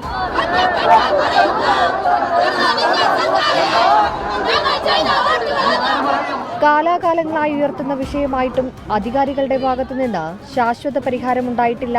ഞങ്ങളുടെ പ്രശ്നം എന്ന് വെച്ചാൽ ബുദ്ധിമുട്ട് വേണം, പെട്രോൾ വേണം. ഞങ്ങൾക്ക് സമാധാനമായിട്ട് കിടന്ന് ഉറങ്ങാൻ സാധിക്കണം. എല്ലാ വർഷവും ഞങ്ങൾ ഈ കടൽ വരുമ്പോൾ പേടിച്ച് വിറച്ചാൽ കിടന്ന് ഉറങ്ങണം. പിന്നെ വീടിന് എല്ലാ കൊല്ലം പൈസ ഇങ്ങനെ നമുക്കൊന്നും സമ്പാദിക്കാൻ പറ്റുന്നില്ല. നമ്മുടെ മക്കളുടെ പഠിപ്പിന് വേണ്ടിയിട്ട്, മക്കളെ കെട്ടിക്കാൻ വേണ്ടിയിട്ട്, എന്തെങ്കിലും നല്ല രീതിയിൽ ഒന്നും ചെയ്യാൻ പറ്റാത്തൊരവസ്ഥ വന്നേക്കണേ. ഏറ്റവും വലിയ സമാധാനം ഒന്ന് ഉറക്കം നമുക്ക്. ഉറങ്ങാൻ പറ്റും, ഉറങ്ങിയിട്ടില്ലെന്ന് പറയും. ഇപ്പം കണ്ണമാലി ചെറിയോടെന്നൊക്കെ പറയുമ്പോൾ എല്ലാവരും ഉറങ്ങി. ഇതിൻ്റെ ഇടയിൽ പെട്ടുവന്ന ചെറിയൊരു ഗ്രാമമുണ്ട്, കാട്ടിപ്പറമ്പ്, വേളാങ്കണ്ണി, കുരിശുവരിക്ക്, പടിഞ്ഞാറ് വശം. അത് ആരുടെയും കണ്ണിൽ ഇതുവരെ പെട്ടിട്ടില്ല. ഇന്ന് എൻ്റെ വീടിൻ്റെ വാതിക്കലേക്ക് വന്നേക്കാണ് ഇത്രയും ഞങ്ങൾ കട്ട വെച്ച് നിരത്തി ഇങ്ങനെ കെട്ടി വെച്ചിരിക്കുന്നത്. സങ്കടം. ഒരാഴ്ച ഞാൻ പണിക്ക് പോയിട്ട് കടലിനെ പേടിച്ച് ഞാൻ പോയി കഴിഞ്ഞാൽ വീട്ടിലാരുമില്ല. കടലിൽ വന്ന് ഞാൻ എന്ത് ചെയ്യും? കണ്ണിൽ പൊടിയിടാനുള്ള നടപടികൾ മാത്രമാണ് ഉണ്ടാകുന്നതെന്ന് വൈദികർ ആരോപിച്ചു. സൂചനാ സമരത്തിന് ശേഷവും തീരദേശത്തെ അവസ്ഥയിൽ മാറ്റമുണ്ടായില്ലെങ്കിൽ ശക്തമായ സമരവുമായി തെരുവിലിറങ്ങുമെന്നാണ് സഭാ നേതൃത്വത്തിന്റെ നിലപാട്. ചെല്ലാനം മുതൽ പുത്തൻതോട് വരെ മാത്രമേ ഈ ട്രെട്രോപോഡ് നിർമ്മാണമായിട്ടുള്ളൂ. അത് എത്രയും വേഗം അടിയന്തിരമായിട്ട് ശാശ്വതമായ പരിഹാരത്തിനായിട്ട് പ്രത്യേകിച്ച് ഫോർട്ട് കൊച്ചി വരെ അത് നിർമ്മിക്കണം എന്നുള്ളതാണ്. ആയതിനാൽ സത്വരമായ നടപടി എത്രയും ശാശ്വതമായി പരിഹരിക്കുവാനായിട്ട് വേണമെന്നുള്ളതാണ്. അതിന് എല്ലാവിധ പ്രത്യേകിച്ച് അധികാരികളും ഉണർന്നെഴുന്നേറ്റ് പ്രവർത്തിക്കണമെന്ന് ആഹ്വാനം ചെയ്യുന്നു. അടുത്ത മാസം 11, 12, 13 തീയതികളിൽ സംസ്ഥാന തലത്തിൽ സമരം നടത്തും. തദ്ദേശ തെരഞ്ഞെടുപ്പ് വരുന്നതിന് മുൻപ് പ്രശ്നങ്ങൾക്ക് പരിഹാരമുണ്ടായില്ലെങ്കിൽ രാഷ്ട്രീയക്കാരെ തീരത്തടുപ്പിക്കില്ലെന്നാണ് സമരസമിതികളുടെ നിലപാട്. വിഷയത്തിൽ അടിയന്തര നടപടി സ്വീകരിച്ചില്ലെങ്കിൽ ഇനിയും ശക്തമായ സമരരീതികളായിരിക്കും ഉണ്ടാവുക. തങ്ങളുടെ ജീവനും സ്വത്തിനും സംരക്ഷണം നൽകണമെന്നാവശ്യപ്പെട്ട് ഒരു ജനത ഉയർത്തുന്ന മുറവിളിയാണിത്. ഇനിയെങ്കിലും അധികാരികൾ ഇവരുടെ വാക്കുകൾ കേൾക്കാതെ പോകരുത്. ക്യാമറമാൻ അനന്തുവിനൊപ്പം സൂര്യശ്രീ, 24 കൊച്ചി. പൊതുജനം കഴുതയല്ല സാർ. അതിപ്പം കൊച്ചിയിലേക്ക് വരികയാണെങ്കിൽ ഈ പറയുന്നത് പോലെ ചെല്ലാനം, കണ്ണമാലി, നായരമ്പലം ആ ഭാഗങ്ങളിലൊക്കെ തന്നെ ഈ ആശങ്കകൾ, ഇവരുടെ പ്രതിഷേധം അത് എല്ലാ മഴക്കാലത്തും നമ്മൾ കാണുന്നതാണ്. പക്ഷേ ഒരു ശാശ്വതമായ പരിഹാരം എന്തുകൊണ്ട് അവിടെ ഉണ്ടാകുന്നില്ല എന്നത് വലിയ ചോദ്യചിഹ്നമായി മാറുകയാണ്. പുതിയ വിദ്യകൾ അല്ലെങ്കിൽ നേരത്തെയുള്ള പ്രതിവിധികൾ കൊണ്ട് ഒന്നും നടക്കുന്നില്ല എങ്കിൽ മറ്റെന്തെങ്കിലും ടെക്നോളജി ഉപയോഗിച്ചുകൊണ്ടുള്ള അവിടെ ഒരു ഇടപെടൽ അധികൃതരുടെ ഭാഗത്തുനിന്നും ഉണ്ടാകേണ്ടതുണ്ട്. മഴ എന്തായാലും ഇപ്പോൾ അല്പം ഒന്ന് മാറിയിട്ടുണ്ട്, അത് ആശ്വാസമാണ്. എങ്കിലും പേടിയാണ് ഈ ചെല്ലാനം അടക്കമുള്ള തീരപ്രദേശങ്ങളിൽ താമസിക്കുന്ന ജനങ്ങൾക്ക്. ഒരു ശാശ്വത പരിഹാരം ഉടൻ തന്നെ വേണം, അല്ലെങ്കിൽ ഇനി പെയ്യുന്ന മഴയിലും വീടുകളിൽ വെള്ളം കയറുന്ന സ്ഥിതിയാണ്. പ്രതികരണങ്ങൾ കാണാം. ഞങ്ങള് പിണറായി വിജയൻ വിളിച്ചത് കേരളത്തിന്റെ സൈന്യം പറഞ്ഞ, പക്ഷെ സൈന്യം ഇപ്പൊ വെള്ളത്തിൽ കിടന്ന് വലിയണേ. അറിയാമോ, ഞങ്ങൾക്കാർക്കും പണിക്ക് പോകാൻ പറ്റണില്ല. ഞങ്ങളുടെ മക്കൾ പേടിച്ചിട്ട് കിടന്ന് ഉറങ്ങണില്ല. ഒരു തിരമാല വന്നത് ഇവര് വന്നൊന്ന് കണ്ടു നോക്കണം. ഇവര് കരഞ്ഞോടും. അറിയാമോ, എല്ലാ വർഷവും പറയും നിങ്ങൾക്കത് ചെയ്യാം. ജിയോ ബാഗ് ഇല്ല, അത് വേണ്ട. 2 തിരമാല വന്നു കഴിയുമ്പോൾ അത് പൊട്ടിപ്പോവും, ആ മണ്ണ് ഒലിച്ചു പോവും. മനസ്സിലായ? ഞങ്ങളുടെ ജീവിതം എന്ന് പറഞ്ഞാൽ ഭയങ്കര കഷ്ടപ്പാടാണ്. പ്രശ്നങ്ങൾ ഞങ്ങൾക്ക് കടൽ ഭിത്തി വേണം. അതിന് വേണ്ടിയിട്ടാണ് ഇന്നിപ്പോൾ ഈ പിള്ളേരൊക്കെ ആയിട്ടൊക്കെ വന്നേക്കണേ. കടൽ ഭിത്തി വേണം. എത്രയും ദിവസം ഒരു ക്ലാസ്സിലേക്ക് ഒന്നും പോകാൻ പറ്റില്ല. ഇന്ന് ഇതിനൊരു തീരുമാനം ആക്കിയിട്ട് എന്തായാലും ഇവിടുന്ന് പോകണുള്ളൂ. ഇപ്പൊ നമുക്ക് വേണ്ട കടലിൽ കണ്ണമാലിൽ മൊത്തം പോയിട്ടാണ്. ഒരു 5-6 വീട് പോകുന്നുണ്ട്, 10-25 വീട് പോകുന്നുണ്ട്. ആ വീട്ടിലൊന്നും അവർ താമസിക്കാൻ പറ്റില്ല. അവർക്ക് ഒരു വാടക വീടും എടുക്കാൻ പറ്റില്ല. അവരിന്ന് ക്യാമ്പിലുണ്ടായിരുന്നു. ആ ക്യാമ്പിൽ ഭക്ഷണം കൊടുക്കാൻ അവർ കിടക്കാൻ വെക്കണില്ല. ക്യാമ്പിൽ നിന്ന് മാറാനാണ് പറഞ്ഞത്. ഈ മത്സ്യത്തൊഴിലാളികൾ ഈ വാടക വീട്ടിൽ അങ്ങനെ താമസിക്കും. പണി കടലിൽപ്പെട്ടൊന്നുമില്ല. 5000, 6000 വാടക കൊടുക്കണം. അവർക്ക് വാടക പോലും കൊടുക്കാൻ കാശില്ല. 10-11 വീട് ചെറുകടയിൽ നിന്ന് പോയിട്ടുണ്ട്. അവർക്ക് താമസിക്കാനുള്ള വാടക വീട് ഈ സർക്കാർ കൊടുക്കുമെന്നാണ് എൻ്റെ പ്രാർത്ഥന. 6 വർഷമായി ഞങ്ങളിത് ഈ ദുരന്തം അനുഭവിച്ചുകൊണ്ടിരിക്കുന്ന ആൾക്കാരാണ് ഞങ്ങൾ. ഒരു മന്ത്രിയോ ഒരാളും ഞങ്ങളുടെ ആ പരിസരത്തേക്ക് വന്നിട്ടുമില്ല, തിരിഞ്ഞു നോക്കിയിട്ടുമില്ല. 2 വീട് പൂർണ്ണമായിട്ടും തകർന്നു. 8 വീടിന് കേടുപാടുകളുണ്ട്. ഞങ്ങൾ ഇന്ന് ഈ കൊച്ചുങ്ങളെയുമായിട്ട് ക്യാമ്പിലാണ് കിടക്കുന്നത്. കുഞ്ഞുങ്ങളെയുമായിട്ടൊക്കെ ഓടി നടന്നാണ് ഞങ്ങൾ ക്യാമ്പിൽ പോയി രക്ഷപ്പെട്ടുകൊണ്ടിരിക്കുന്നത്. വെള്ളം വന്നു കഴിഞ്ഞാൽ ഞങ്ങൾക്ക് ഒരു രക്ഷയുമില്ല. വീടുകളെല്ലാം വെള്ളത്തിൽ മുങ്ങിക്കിടക്കുകയാണ്.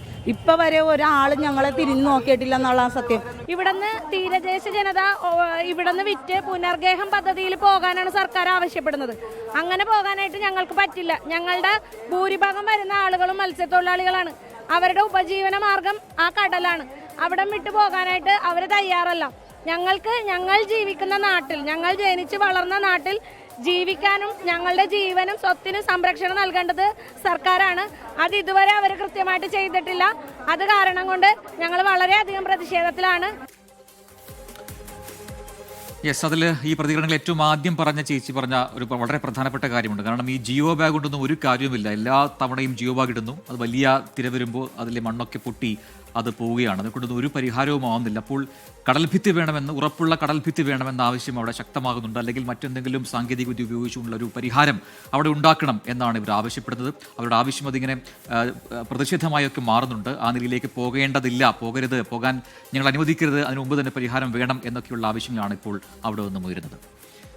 മറ്റൊരു വാർത്തയിലേക്കാണ്.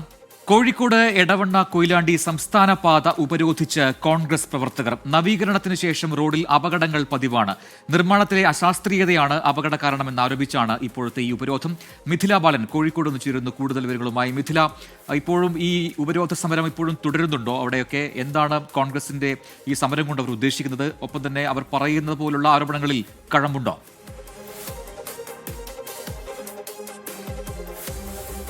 ഉപരോധം അല്പസമയം മുമ്പ് അവസാനിച്ചിട്ടുണ്ട്. മണിക്കൂറിലധികം സമയം ഈ റോഡ് ഉപരോധം തുടർന്നു. വലിയ രീതിയിലുള്ള ഒരു ഗതാഗത തടസ്സം ഈ മേഖലയിലുണ്ടായി. മുക്കം നോർത്ത് കാരശ്ശേരിയിലാണ് ഇത്തരത്തിൽ കോൺഗ്രസ് പ്രവർത്തകർ റോഡ് ഉപരോധിച്ചത്. എടവണ്ണ കൊയിലാണ്ടി സംസ്ഥാന പാതയിൽ അടിക്കടി അപകടങ്ങൾ ഉണ്ടാകുന്നു. അതായത് മുക്കം എരഞ്ഞിമാവ് മുതൽ താമരശ്ശേരി വരെയാണ് ഇവർ പറയുന്നത്. ഇത്തരത്തിൽ റോഡ് നിർമ്മാണത്തിലെ അശാസ്ത്രീയത കൊണ്ട് വലിയ രീതിയിലുള്ള അപകടങ്ങൾ ഉണ്ടാകുന്നു. കഴിഞ്ഞ 5 ദിവസത്തിനിടെ 4 അപകടങ്ങളുണ്ടായി. ഈ അപകടവുമായി ബന്ധപ്പെട്ട് അല്ലെങ്കിൽ റോഡിന്റെ അശാസ്ത്രീയതയുമായി ബന്ധപ്പെട്ട് PWD മന്ത്രിക്കും ഒപ്പം തന്നെ ഉദ്യോഗസ്ഥർക്കും നിരവധി തവണ പരാതി നൽകിയതാണ്. പക്ഷേ ഈ പരാതിയൊന്നും തന്നെ ഇവർ മൈൻഡ് ചെയ്യുന്നില്ല എന്ന ഒരു ആക്ഷേപമാണ് ഉന്നയിച്ചിരിക്കുന്നത്. ഒരു സൂചനാ സമരമാണ് ഇന്ന് കോൺഗ്രസ് പ്രവർത്തകർ നടത്തിയത്. മാത്രമല്ല, വരും ദിവസങ്ങളിൽ ഈ ഒരു പ്രശ്നത്തിന് പരിഹാരമായില്ലെങ്കിൽ വലിയ രീതിയിലുള്ള ഒരു പ്രക്ഷോഭത്തിലേക്ക് പോകുമെന്ന് കോൺഗ്രസ് പ്രവർത്തകരും പ്രദേശവാസികളും പറയുന്നുണ്ട്. പ്രജിൻ. മിഥില ബാലനാണ് കോഴിക്കോട് വിശദാംശങ്ങൾ നൽകിയത്. മറ്റൊരു വാർത്തയിലേക്ക്. കോട്ടയം മേലുകാവിൽ ഇടിമിന്നലേറ്റ് വീട് തകർന്നു. ഇരുമാപ്ര സ്വദേശി ജിജോയുടെ വീട് ഭാഗികമായി കത്തി നശിച്ചു. ടോബി ജോൺസൺ കോട്ടയത്ത് നിന്ന് ചേരും കൂടുതൽ വിവരങ്ങളുമായി. ടോബി, സംസ്ഥാനത്ത് ഇന്ന് പൊതുവിൽ മഴ മാറി നിൽക്കുന്ന ഒരു സാഹചര്യമാണ്. ഈ ഇടിമിന്നൽ ഉണ്ടായത് എപ്പോഴാണ്? ഒരു വീടിന്റെ പ്രധാനപ്പെട്ട വീടിന്റെ ഭാഗങ്ങളെല്ലാം കത്തിപ്പോയി എന്ന് ഈ ദൃശ്യങ്ങൾ തന്നെ പറയുന്നുണ്ട്. എന്തായിരുന്നു സംഭവിച്ചത്? എപ്പോഴായിരുന്നു ഇടിമിന്നലേറ്റത്? പ്രജിൻ, തീർച്ചയായിട്ടും ഇന്ന് വൈകുന്നേരത്തോടു കൂടിയാണ് ഈ സംഭവം ഉണ്ടായത്. നമുക്കത് കൃത്യമായി ആ ദൃശ്യങ്ങളിൽ കാണാൻ സാധിക്കുന്നുമുണ്ട്. അതായത് അതിശക്തമായിട്ടുള്ള ഒരു ഇടിമിന്നൽ ഈ വീടിന്റെ സൈഡിൽ ഏൽക്കുകയും തുടർന്ന് തീ പിടിക്കുകയുമായിരുന്നു. അവിടെ ആ വീടിന്റെ സൈഡ് വശം ഒരു ജനലും അതുപോലെ തന്നെ വാതിലും കത്തി നശിച്ചിട്ടുണ്ട്. അതോടൊപ്പം തന്നെ അവിടെ ഉണ്ടായിരുന്ന ഇലക്ട്രിക് ഉപകരണങ്ങൾക്ക് കേടുപാടുകൾ സംഭവിച്ചിട്ടുണ്ട്. ഒപ്പം തന്നെ ഈ ജോലി ചെയ്യുന്ന മരപ്പണി ചെയ്യുന്ന ഒരു ഷെഡ് ഉണ്ടായിരുന്നു, അതിലും തീ പിടിച്ചിട്ടുണ്ട് എന്നാണ് നമുക്ക് അറിയാൻ കഴിയുന്ന വിവരം. ഈ സംഭവം നടക്കുന്ന സമയത്ത് ആ വീട്ടിലാരും ഇല്ലായിരുന്നു. ടോബി ജോൺസണാണ് കോട്ടയത്തു നിന്നും വിശദാംശങ്ങൾ നൽകിയത്. കഴിഞ്ഞ കുറച്ചു നാളുകളായി കേരളത്തിൽ നിന്നുള്ള റാഗിംഗ് കേസുകളുടെ എണ്ണം അതിങ്ങനെ കൂടി വരുന്നുണ്ട്. റാഗിങ്ങിൽ വിദ്യാർത്ഥികൾ അല്ലെങ്കിൽ കുട്ടികൾ കൊല്ലപ്പെടുന്ന സ്ഥിതി പോലും ഉണ്ടാവുന്നുണ്ട് എന്നത് ഞെട്ടിക്കുന്ന വസ്തുതയാണ്.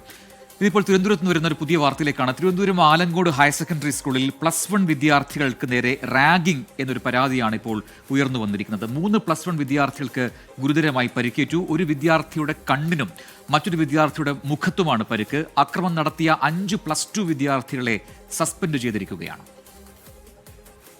+1 ക്ലാസ് തുടങ്ങി 2ാം ദിവസമാണ് തിരുവനന്തപുരം ആലങ്കോട് ഹയർ സെക്കൻഡറി സ്കൂളിൽ നിന്ന് ഈ റാഗിംഗ് പരാതി ഉയരുന്നത്. സീനിയർ വിദ്യാർത്ഥികളുടെ ക്രൂരമായ മർദ്ദനത്തിൽ 2 വിദ്യാർത്ഥികൾക്ക് ഗുരുതരമായാണ് പരിക്കേറ്റത്. ഇന്നലെയാണ് സ്കൂൾ കോമ്പൗണ്ടിൽ +1 വിദ്യാർത്ഥികൾ റാഗിങ്ങിനിരയായത്. ഉച്ചയ്ക്ക് ഇന്റർവെൽ സമയം +2 വിദ്യാർത്ഥികൾ കൂട്ടമായി എത്തി അകാരണമായി മർദ്ദിച്ചു എന്നാണ് പരാതി.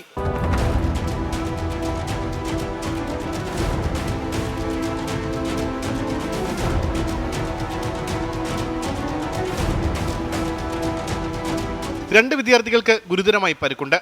ഒരു വിദ്യാർത്ഥിയുടെ കണ്ണിനും മറ്റൊരു വിദ്യാർത്ഥിയുടെ മുഖത്തുമാണ് കൂടുതൽ പരിക്കുകൾ. വിദ്യാർത്ഥികൾ ആശുപത്രിയിൽ ചികിത്സ തേടി. ഉച്ചക്കത്തെ ഇന്റർവ്യൂലായപ്പം സീനിയേഴ്സൊക്കെ വന്നിട്ട് പേരെന്തേറാന്ന് ചോദിച്ച് ഉറക്കെ പാടാന്ന് പറഞ്ഞിട്ട് നിനക്ക് നാക്കില്ലെന്നൊക്കെ ചോദിച്ചിട്ട് തള്ളി. അങ്ങനെ ടീച്ചർമാരന്ന് പിടിച്ചതിനകത്ത് ഇവർ ഇടിച്ച് കുറേ പേര്. അപ്പം +2 കുറച്ചും കൂടെ പേര് വന്നിട്ട് ഒരു 10-15 പേര് വന്നിട്ട് ഇടിച്ച് എല്ലാവരും കൂടെ കൂട്ടത്തോടെ നമ്മളിട്ട് ഇടിച്ച് തറയിട്ട് ചവിട്ടുകയൊക്കെ ചെയ്തു. അങ്ങനെ പല്ലൊക്കെ പോയി. എൻ്റെ കണ്ണിൽ ഇടിയുണ്ട്, തറയിട്ട് വയറ്റിലൊക്കെ കുറേ ചവിട്ടി. ഇവരെമാരെയും ചവിട്ടി. അങ്ങനെ ടീച്ചർമാരെ ഒന്ന് പിടിച്ച് മാറ്റി എല്ലാവരും ഓഫീസിൽ കൊണ്ടുപോയിട്ട് വീട്ടുകാരെയൊക്കെ വിളിപ്പിച്ച് അങ്ങനെ എല്ലാവർക്കും സസ്പെൻഷൻ കൊടുത്തെന്ന് തോന്നുന്നു. 5 +2 വിദ്യാർത്ഥികളെ സ്കൂളിൽ നിന്ന് സസ്പെൻഡ് ചെയ്തു. സ്കൂളിലെ അധ്യാപകർ ആക്രമിച്ച +2 വിദ്യാർത്ഥികൾക്ക് പിന്തുണ നൽകിയെന്നും പരാതിയിൽ പറയുന്നു. കാറിന് കേടുപാടുണ്ടാക്കിയെന്നാരോപിച്ച് 1500 രൂപ വീതം നൽകണമെന്ന് അധ്യാപകൻ ആവശ്യപ്പെട്ടതായും പരാതിയിൽ പറയുന്നു. നഗരൂർ പോലീസ് കേസ് രജിസ്റ്റർ ചെയ്തു. ഈ റാഗിംഗ് എന്ന പ്രാകൃത രീതി അവസാനിപ്പിക്കാൻ മുൻകൈയെടുക്കേണ്ടത് അധ്യാപകരാണ്. പക്ഷേ ഇവിടെ അധ്യാപകർക്കെതിരെ കൂടി പരാതി ഉയരുന്നുണ്ട്. വിദ്യാർത്ഥികളെ സസ്പെൻഡ് ചെയ്തതിൽ ഒതുങ്ങില്ല, അധ്യാപകർക്കെതിരെ കൂടി നടപടി എടുക്കണമെന്നാണ് രക്ഷിതാക്കൾ ആവശ്യപ്പെടുന്നത്. ഉമേഷ് ബാലകൃഷ്ണൻ, 24 തിരുവനന്തപുരം. പൊതുജനം കഴുതയല്ല സാർ. Welcome back. പൊതുജനം കഴുതയല്ല സാർ എന്ന പരിപാടി തുടരുകയാണ്. നേരത്തെ സൂചിപ്പിച്ച വാർത്തയിലേക്ക് നമ്മൾ കടക്കുന്നു. വീണ്ടും ഫേസ്ബുക്ക് പോസ്റ്റുമായി N. Prashant IAS. Chief secretary A ജയതിലകിനെതിരെയാണ് പുതിയ പോസ്റ്റ്. എ ജയതിലകിന് മറ്റാർക്കും ലഭിക്കാത്ത പരിരക്ഷ ലഭിക്കുന്നു. തന്റെ സസ്പെൻഷന് പിന്നിൽ നടന്നത് പുറത്തുവരുമെന്നും എൻ പ്രശാന്ത് ഫേസ്ബുക്കിൽ ഈ പോസ്റ്റിൽ വ്യക്തമാക്കുന്നുണ്ട്. സലിം മാലിക് തിരുവനന്തപുരത്തും ചേരുന്ന കൂടുതൽ വിവരങ്ങളുമായി. സലിം, സാധാ നിയമവിരുദ്ധധാരികളായ നമുക്കൊന്നും മനസ്സിലാക്കാൻ സാധിക്കാത്ത അതിസങ്കീർണമായ പ്രത്യേക നിയമപരിരക്ഷ ഭാരതത്തിൽ ഡോക്ടർ ജയതിലകിന് മാത്രം ലഭിക്കുന്ന ഒന്നാണ്. ഫേസ്ബുക്കിൽ എന്നെപ്പറ്റി നല്ലതേ എഴുതാവൂ, അല്ലെങ്കിൽ സർക്കാർ ചെലവിൽ ഉപദ്രവിക്കും എന്ന പ്രത്യേക പവർ. ഇതാണ് ആ ഫേസ്ബുക്ക് പോസ്റ്റിന്റെ ആദ്യത്തെ ഭാഗം. അങ്ങനെ കൃത്യമായി ജയതിലകിനെതിരെ എന്ന രീതിയിൽ തന്നെ ഈ പോസ്റ്റ് ഇപ്പോൾ മാറുന്നുണ്ട്. അപ്പോൾ ആ രീതിയിൽ എന്താണ് ഇപ്പോൾ ഇങ്ങനെ ഒരു പോസ്റ്റുമായി രംഗത്ത് വരാൻ കാരണം പ്രശാന്ത്? എൻ പ്രശാന്ത് IAS ഫേസ്ബുക്കിലൂടെയുള്ള സർക്കാരിനെയും സർക്കാരുമായി ബന്ധപ്പെട്ട ചില സംവിധാനങ്ങളെയും വെല്ലുവിളിച്ചുകൊണ്ടുള്ള ഫേസ്ബുക്ക് പോസ്റ്റുകൾ തുടരുകയാണ്.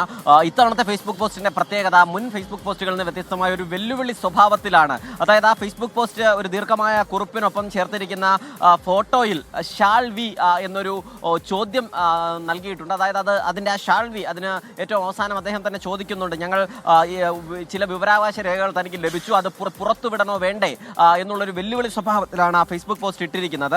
അതിൽ നിന്നാണ് ഈ ജയതിലകിനെതിരെ ഗുരുതരമായ പരാമർശങ്ങൾ അദ്ദേഹം നടത്തിയിരിക്കുന്നത്. പറയുന്നത് ജയതിലകിന് മാത്രം ചില പ്രത്യേക പരിരക്ഷകൾ ലഭിക്കുന്നു, മാത്രമല്ല ഫേസ്ബുക്കിൽ എന്നെപ്പറ്റി നല്ലതേ എഴുതാവൂ, നല്ലതേ പറയാവൂ, അതല്ലാത്തവരെ സർക്കാർ ചെലവിൽ ഉപദ്രവിക്കും എന്നുള്ളതാണ് ജയതിലകിന്റെ ലൈൻ എന്ന് പറയുന്നുണ്ട്. മാത്രമല്ല ഫയൽ, നേരത്തെ ഫയലുമായി ബന്ധപ്പെട്ട പ്രശ്നങ്ങൾ ഉണ്ടായിരുന്നു. അതിൽ ആ ഫയൽ ആര് ബുക്കി, അതിൽ ആര് തെറ്റായ വിവരങ്ങൾ എഴുതി ചേർത്തു എന്നതുൾപ്പെടെയുള്ള കാര്യങ്ങളൊക്കെ ഇതിൽ ചൂണ്ടിക്കാണിക്കുന്നുണ്ട്. മാത്രമല്ല ഫയലിലെ വിവരങ്ങളിൽ എന്ത് പൊതുതാൽപര്യം ഉണ്ടായിട്ടാണ് തന്നെ പുറത്താക്കിയത്, തന്നെ സസ്പെൻഡ് ചെയ്തത് എന്ന് ചോദിക്കുന്നുണ്ട്. ഫയലിലെ വിവരങ്ങൾ ഒരാൾക്കെങ്കിലും കാണണമെങ്കിൽ താല്പര്യമുണ്ടെങ്കിൽ നിർബന്ധിച്ചാൽ താൻ അത് പുറത്തുവിടാമെന്നുള്ളതാണ് ഏറ്റവും ഒടുവിൽ അദ്ദേഹം നൽകുന്ന വെല്ലുവിളി. പൊതുസമക്ഷം തന്നെ ഈ ഫയലിലെ പ്രസക്ത ഭാഗങ്ങൾ വെക്കാം, പക്ഷേ നിർബന്ധിക്കണം, അതിന് തയ്യാറുണ്ടോ എന്നുള്ളൊരു വെല്ലുവിളി നടത്തുകയും ചെയ്യുന്നുണ്ട്. മാത്രമല്ല തിരുവായ്ക്കെതിർവായി ഇല്ലായ്മയാണ് ഈ മേഖലയിൽ നടക്കുന്നത്. മറ്റൊരു തൊഴിൽ മേഖലയിലും ലഭിക്കാത്ത പരിരക്ഷ ജയതിലകിന് പലതവണ ലഭിക്കുന്നുണ്ട്. ഫയലിൽ എങ്ങനെ എന്തെഴുതി എന്നുള്ളതും അറിവും വിദ്യാഭ്യാസവും നീതിയും സത്യസന്ധതയും ആർജവവും ഒക്കെ ഫയലിൽ വാരി വിതറുന്നത് എങ്ങനെയെന്നൊക്കെ കാണാം ഈ ഫയലിലെ വിവരങ്ങൾ പുറത്തു വന്നാൽ എന്നതുൾപ്പെടെയുള്ള വെല്ലുവിളിയാണ് എൻ പ്രശാന്ത് IAS ഒടുവിൽ നടത്തിയിരിക്കുന്നത്. പ്രജിൻ.